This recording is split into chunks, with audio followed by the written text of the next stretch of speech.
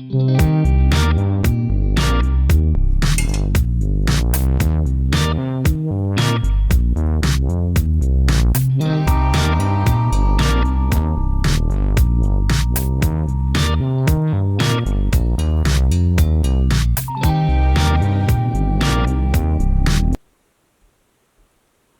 നമ്മൾ ഒരു മധുരപലഹാരമായിട്ട് ഉണ്ടാക്കാൻ വേണ്ടിയിട്ട് പോകുന്നത്. അപ്പോൾ ഇത് റെഡിയാക്കിയിട്ട് എടുക്കുന്നത് നമ്മൾ പൊരി വെച്ചിട്ടാണ് ഇത് റെഡിയാക്കിയിട്ട് എടുക്കുന്നത്. പൊരി എന്ന് വെച്ചിട്ടുണ്ടെങ്കിൽ അവല് പൊരിയൊക്കെ ഉണ്ടല്ലോ, ആ പൊരി വെച്ചിട്ടാണ് ഇത് റെഡിയാക്കിയിട്ട് എടുക്കുന്നത്. ഇതേപോലെ റെഡിയാക്കിയിട്ട് എടുക്കാനെന്ന് വെച്ചിട്ടുണ്ടെങ്കിൽ നല്ല എളുപ്പമാണ്, കാണാൻ തന്നെ നല്ല ഭംഗിയാണ്, കഴിക്കാനെന്ന് വെച്ചിട്ടുണ്ടെങ്കിൽ നല്ല ടേസ്റ്റാണ്. ഇതിൻ്റെ ഉള്ളിൽ നല്ല പഞ്ഞി പോലെ സോഫ്റ്റ് ആയിട്ടിരിക്കും. പിന്നെ ഞാൻ കഴിഞ്ഞ ദിവസം ഏത്തപ്പഴം കൊണ്ടുള്ള ഒരു 4 മണി പലഹാരത്തിൻ്റെ വീഡിയോ ചെയ്തിട്ടുണ്ടായിരുന്നു. അപ്പോൾ നിങ്ങൾ കാണാത്തവരുണ്ടെന്ന് വെച്ചിട്ടുണ്ടെങ്കിൽ കാണാനും ട്രൈ ചെയ്ത് നോക്കാനും മറക്കരുത്. പിന്നെ നിങ്ങളെല്ലാവരും സുഖമായിട്ടിരിക്കുന്നു വിചാരിക്കണം. ഇവിടെ ഞങ്ങളെല്ലാവരും സുഖമായിട്ടിരിക്കണം. അപ്പോൾ നമുക്കൊട്ട് സമയം കളയേണ്ടത് നമ്മുടെ മധുര പലഹാരം നമുക്ക് റെഡിയാക്കിയിട്ട് എടുക്കാം. അപ്പോൾ ഇനി ഇത് റെഡിയാക്കാൻ വേണ്ടിയിട്ട് ഫസ്റ്റ് നമ്മൾ 4 കപ്പ് പൊരി നന്നായിട്ടൊന്ന് ചൂടാക്കിയിട്ട് എടുക്കണം. അപ്പോൾ അതിന് വേണ്ടിയിട്ട് കുറച്ച് വലിയൊരു പാൻ വയ്ക്കുക. ഞാനിവിടെ 250 ml മെഷറിംഗ് കപ്പിലാട്ടോ അളവെടുക്കുന്നത്. ഈ തീ ഓണാക്കാം. ഇത് നന്നായിട്ടൊന്ന് ചൂടാക്കിയിട്ട് എടുക്കുക. അത് കഴിഞ്ഞിട്ട് വേണം നമുക്ക് മിക്സിയിലിട്ടിട്ട് നല്ല പൊടി പോലെ പൊടിച്ചിട്ട് എടുക്കാൻ വേണ്ടിയിട്ട്. നമ്മൾ ആ 4 കപ്പ് പൊരി എടുത്തിട്ടുണ്ടായില്ലേ, ആ പൊരി നമ്മൾ ചൂടാക്കിയിട്ട് നല്ല നൈസ് പൊടിയായിട്ട് പൊടിച്ചിട്ട് എടുത്തിട്ടുണ്ട്. ഒട്ടും തരി പാടില്ല കേട്ടോ. അത് നന്നായിട്ട് ചൂടാക്കി കഴിയുമ്പോൾ നല്ല നൈസായിട്ട് പൊടിച്ചിട്ട് എടുക്കാൻ വേണ്ടിയിട്ട് പറ്റും. ഇനി നമുക്ക് ആ സെയിം കപ്പിൽ തന്നെ 1 കപ്പ് പാലൊന്ന് ചൂടാക്കിയിട്ട് എടുക്കാം. സാധാരണ പശുമ്പാലാണ് എടുത്തേക്കുന്നത്. അപ്പോൾ ഇനി 1 കപ്പ് പാല് നമുക്ക് ഞാൻ ഇത് വറുത്തെടുത്തിരുന്ന സെയിം പാനിലേക്ക് തന്നെയാണ് ഒഴിക്കുന്നത്. അപ്പോൾ കഴുകേണ്ട ആവശ്യമില്ല. അപ്പോൾ പാല് ചെറുതായിട്ട് തിളച്ച് തുടങ്ങിയിട്ടുണ്ട്. ഇനി ഞാനിതിലേക്ക് ഒരു 1/4 ടേബിൾ സ്പൂൺ ഏലക്കായും കൂടിയിട്ട് ചേർക്കുന്നുണ്ട്. അപ്പോൾ നമ്മുടെ പാല് തിളച്ചിട്ടുണ്ട്. ഇതിലേക്ക് നമ്മൾ ആ പൊടിച്ച് വെച്ചേക്കണ പൊരിയുടെ പൊടി ചേർക്കാം. അതിനു മുമ്പായിട്ട് തീ നന്നായിട്ട് കുറച്ചിട്ട് വയ്ക്കുക.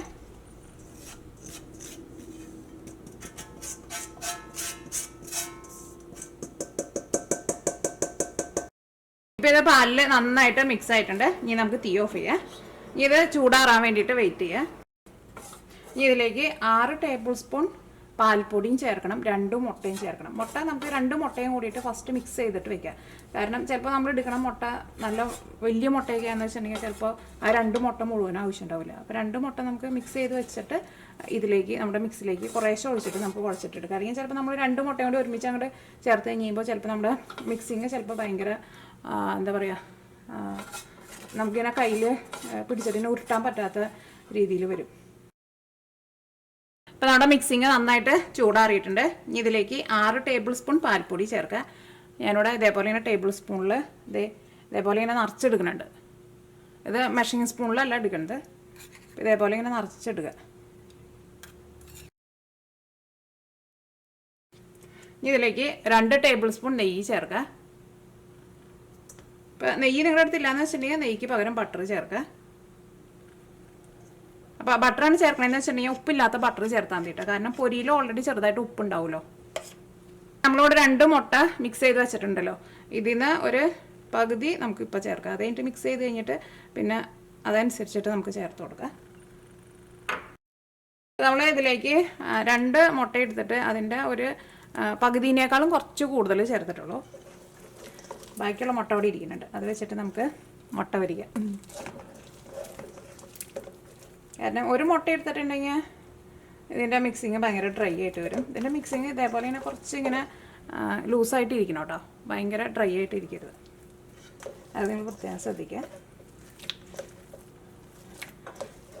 ഇത് കൈ കൊണ്ട് നന്നായിട്ട് കുഴച്ചിട്ടിടുക. അത് കഴിഞ്ഞിട്ട് നമ്മൾ കൈ നന്നായിട്ട് കഴുകിയിട്ട് കൈമ കുറച്ച് നെയ്യൊന്ന് തൊട്ട് കൊടുത്തിട്ട് ഇത് നമുക്ക് ഇഷ്ടമുള്ള ഷേപ്പായിട്ട് നമുക്ക് ഉരുട്ടിയിട്ടെടുക്കാം. ഇപ്പോൾ നമ്മളിങ്ങനെ കുഴച്ചിട്ടെടുക്കുമ്പോൾ നമ്മുടെ കൈമ നന്നായിട്ട് പിടിക്കുന്നുണ്ടാവും. പക്ഷേ കൈ ഒന്ന് കഴുകി കഴിഞ്ഞിട്ട് പിന്നെ നെയ്യ് കയ്യിൽ ഒന്ന് തൊട്ടിട്ട് നമ്മൾ ഉരുട്ടിയിട്ടെടുക്കുമ്പോൾ നമ്മുടെ കൈമ ഒട്ടും ഒട്ടി പിടിക്കില്ല. അപ്പോൾ മിക്സിങ് ഇങ്ങനെ ഇരിക്കണം. അല്ലെങ്കിൽ നമ്മൾ ഗോതമ്പ് പൊടി ഇങ്ങനെ ചപ്പാത്തിക്ക് കുഴച്ചിട്ടെടുക്കില്ല, അതേപോലെ ഭയങ്കര ഡ്രൈ ആയിട്ട് ഇരിക്കരുത്. പ്രത്യേകം ശ്രദ്ധിക്കണം. കാരണം ഭയങ്കര ഡ്രൈ ആയിട്ട് ഇരുന്നിട്ടുണ്ടെന്ന് വെച്ചിട്ടുണ്ടെങ്കിൽ നമ്മളിത് റെഡി ആയി കഴിഞ്ഞ് കഴിയുമ്പോൾ ഇതിൻ്റെ ഉള്ളിൽ അത്രയ്ക്കാണ്ട് സ്മൂത്തായിട്ട് വരില്ല.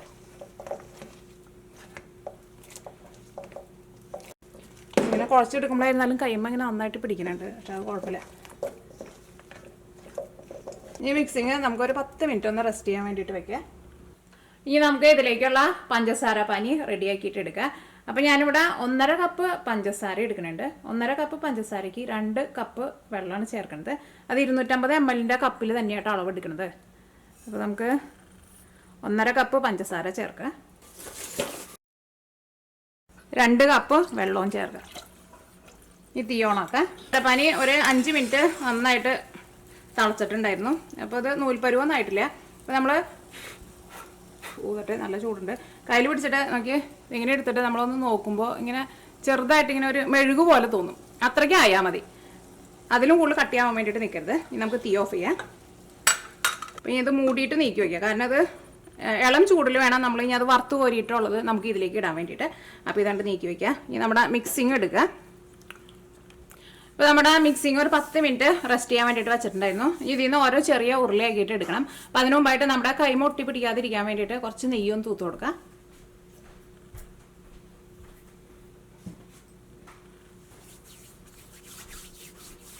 നേരത്തെ നമ്മൾ കുഴച്ചിട്ടെടുത്ത് കഴിഞ്ഞപ്പോൾ നമ്മുടെ കൈമ നിറച്ച് ഒട്ടി പിടിക്കുന്നുണ്ടായിരുന്നില്ലേ. ഇപ്പോൾ നമ്മൾ 10 മിനിറ്റ് റെസ്റ്റ് ചെയ്യാൻ വേണ്ടിയിട്ട് വെച്ചിട്ടുണ്ടായിരുന്നു. അപ്പോൾ അതുകൊണ്ട് തന്നെ ഇത് എൻ്റെ മിക്സിങ് ഒന്നും കൂടി ഒന്ന് തിക്കായിട്ട് വന്നിട്ടുണ്ട്.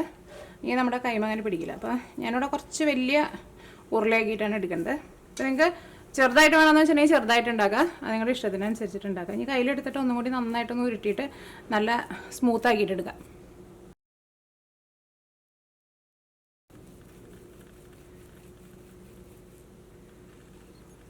ഇത് നമ്മൾ ഫ്രൈ ചെയ്തിട്ട് എടുക്കുമ്പോൾ ഇതൊന്നും കൂടി നന്നായിട്ട് ഇങ്ങനെ കൊമ്പളച്ച് പൊന്തി വരും. അപ്പോൾ ഇതേപോലത്തെ ഷേപ്പാക്കിയിട്ടാണ് എടുക്കുന്നത്. അപ്പോൾ ഈ എല്ലാവരും ഇതേപോലെ തന്നെ ഷേപ്പാക്കിയിട്ട് എടുക്കുക. പക്ഷേ നമ്മൾ ഇതിൽ നിന്ന് മിക്സിങ് എടുക്കുമ്പോൾ കൈമ നെയ്യ് ചേർക്കാൻ വേണ്ടിയിട്ട് മറക്കരുത്, അല്ലെങ്കിൽ കൈമ ഒട്ടി പിടിക്കും ചിലപ്പോൾ. അപ്പോൾ നമ്മുടെ മിക്സിങ് എല്ലാവരും ഇതേപോലെ ഇങ്ങനെ ഷേപ്പാക്കിയിട്ട് എടുത്തിട്ടുണ്ട്. ഇതിവിടെ ഇങ്ങനെ മൂടി വെച്ചിട്ടുണ്ട്. ഇനി നമുക്ക് ഇത് വറുത്തെടുക്കാം. വറുത്തെടുക്കാൻ വേണ്ടിയിട്ട് ഒരു പാൻ വെച്ചിട്ട് ചൂടാക്കുക. ഇതിലേക്ക് ആവശ്യത്തിന് ഓയിൽ ചേർക്കുക. അത് നമുക്ക് ഇഷ്ടമുള്ള ടൈപ്പ് ഓയിലിൽ നമുക്കിത് വറുത്തിട്ടെടുക്കുക. ഇപ്പോൾ ഓയിൽ ഒരു മീഡിയം ചൂടായിട്ടുണ്ട്. നല്ല ചൂടാവാൻ വേണ്ടിയിട്ട് നിൽക്കുന്നതിന് മുമ്പ് ഇത് നമുക്ക് ഓരോന്നായിട്ട് ഇടാം. കാരണം നല്ല ചൂടിലിട്ടിട്ടുണ്ടെന്ന് വെച്ചിട്ടുണ്ടെങ്കിൽ ആ ഓയിലിലേക്ക് ആ വീഴുന്ന ആ സൈഡുണ്ടല്ലോ, ആ സൈഡ് പെട്ടെന്ന് കളർ മാറിയിട്ട് നമുക്ക് എല്ലാ സൈഡും ശരിക്കും അങ്ങോട്ട് ഒരേ കളറിൽ നമുക്ക് മുരിഞ്ഞു കിട്ടില്ല. വലിയ ബർണറൊക്കെയാന്ന് വെച്ചിട്ടുണ്ടെങ്കിൽ ലോ ഫ്ലെയിമിൽ വയ്ക്കുക. തീ ഒരുപാട് കൂട്ടി വയ്ക്കരുത്. നമ്മുടെ ഓയിൽ നന്നായിട്ട് ചൂടായിട്ടുണ്ട്. ഇനി ഞാനിവിടെ എൻ്റെ അത് വലിയ ബർണറാണ്, അപ്പോൾ അതുകൊണ്ട് തന്നെ ഞാൻ ലോ ഫ്ലെയിമിലാണ് വയ്ക്കുന്നത്. കുറച്ച് സമയം എടുത്തിട്ട് ഇതേപോലെ തിരിച്ച് മറിച്ചിട്ടിട്ട് നന്നായിട്ട് മുരിച്ചിട്ട് നല്ലൊരു ഡാർക്ക് കളറായിട്ട് വരും. അതുകൊണ്ട് മുരിഞ്ഞ് വന്നു കഴിയുമ്പോൾ ഇതിൻ്റെ കളർ കാണാൻ വേണ്ടിയിട്ട് നല്ല ഭംഗിയായിരിക്കും. ഇപ്പോൾ ഇത് കളർ മാറിയിട്ട് നല്ലൊരു ഗോൾഡൻ കളറായിട്ടുണ്ട്. പക്ഷേ ഈ കളറാകുമ്പോൾ നിങ്ങൾ എടുക്കരുത് കേട്ടോ. ഇപ്പോൾ ഇത് നല്ലൊരു ഡാർക്ക് കളറായിട്ടുണ്ട്. ഇതേപോലെ ഡാർക്ക് കളറായിട്ട് വേണം നമ്മൾ എടുക്കാൻ വേണ്ടിയിട്ട്. ഇനി ഇത് നമുക്ക് എടുത്തിട്ട് പഞ്ചസാര പാനിയിലേക്ക് ഇടാം. അപ്പോൾ ഇനി ഇത് നമ്മൾ ഓയിലിൽ നിന്ന് എടുത്തിട്ട് പഞ്ചസാര പാനിയിലേക്ക് ഇടാണ്. ഇതിൻ്റെ കളറ് നല്ല ഡാർക്ക് കളറായിട്ടുണ്ട്. നിങ്ങൾ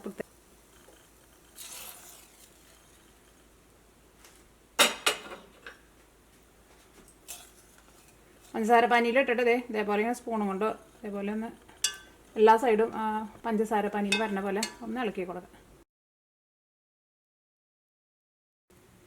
ഇതെല്ലാം നമ്മൾ പഞ്ചസാര പാനിയിൽ നന്നായിട്ട് മിക്സ് ചെയ്തിട്ടുണ്ട്.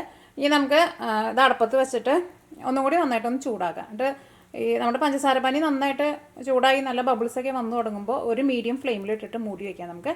അപ്പോൾ ഞാനിവിടെ തീ ഓണാക്കട്ടെ. ഈ പഞ്ചസാര പാനിയിലിട്ടിട്ട് ഒന്ന് നന്നായിട്ട് തിളപ്പിക്കണം. അപ്പോഴായിരിക്കും ഇതിൻ്റെ ഉള്ളിലേക്കൊക്കെ നന്നായിട്ട് ഈ പഞ്ചസാരയുടെ ജ്യൂസൊക്കെ ശരിക്കും അങ്ങോട്ട് പിടിക്കുക. അപ്പോൾ നമ്മുടെ പഞ്ചസാര പാനി തിളച്ച് തുടങ്ങിയിട്ടുണ്ട്. ഇനി ഞാനിവിടെ മൂടി വയ്ക്കുകയാണ്.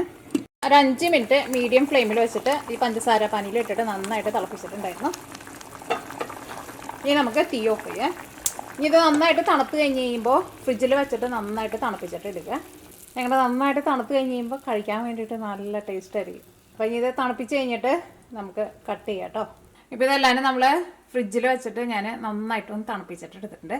ഇനി ഇതിൽ നിന്ന് നമുക്ക് ഒരെണ്ണം എടുത്തിട്ടൊന്ന് കഴിച്ച് നോക്കാം, എങ്ങനെയുണ്ട് നോക്കാം. ഇത് നല്ല സോഫ്റ്റായിട്ടാട്ടോ ഇരിക്കുന്നത്.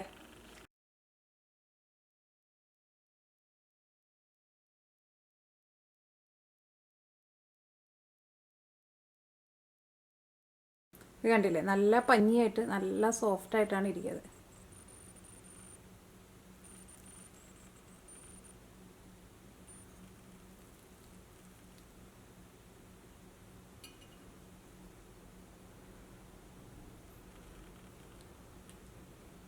ഇതിൻ്റെ ഉള്ളിൽ കണ്ടില്ലേ, ഉള്ളിലേക്ക് ആയിരുന്നാലും പഞ്ചസാര പനി നന്നായിട്ട് പിടിച്ചിട്ടുണ്ട്. ഇതിൽ നിന്ന് ഒരു കഷ്ണം എടുത്തിട്ട് ഞാനൊന്ന് കഴിച്ചു നോക്കട്ടെ.